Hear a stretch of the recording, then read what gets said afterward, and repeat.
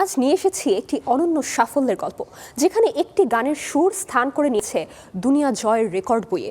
সেই সঙ্গে একজন আরব শিল্পীকে করে তুলেছে গোটা দক্ষিণ এশিয়া এবং মধ্যপ্রাচ্যের নতুন আলোচনার কেন্দ্রবিন্দু। কে সেই শিল্পী আর কোন গানের জন্য এত হইচই?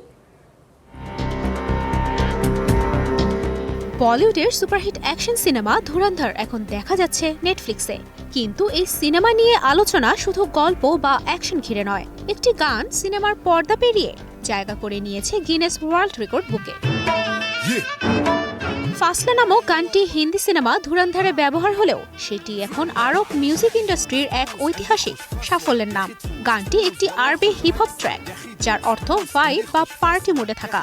বর্তমানে এই গান শুধু ভাইরালই নয়, একই সঙ্গে একাধিক বিলবোর্ড আরাবিয়া চার্টে নাম্বার 1 হয়ে জায়গা করে নিয়েছে গিনেস ওয়ার্ল্ড রেকর্ডেও।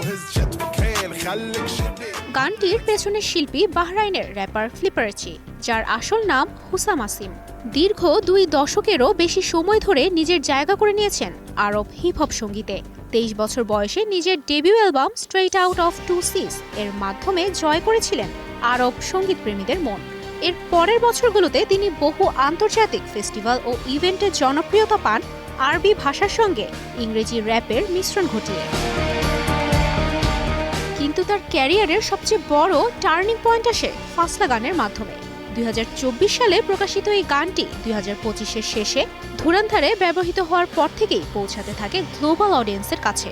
বিশেষ করে অক্ষয় খান্নার এন্ট্রি সিন ও নাচের ভঙ্গির জন্য গানটি রাতারাতি ভাইরাল হয় সোশ্যাল মিডিয়ায়। ইনস্টাগ্রাম, টিকটক ও ইউটিউবে কোটি কোটি ভিউ। কেউ নাচছেন গানটির বিটে, আবার কেউ বানাচ্ছেন ট্রেন্ডিং ক্লিপ।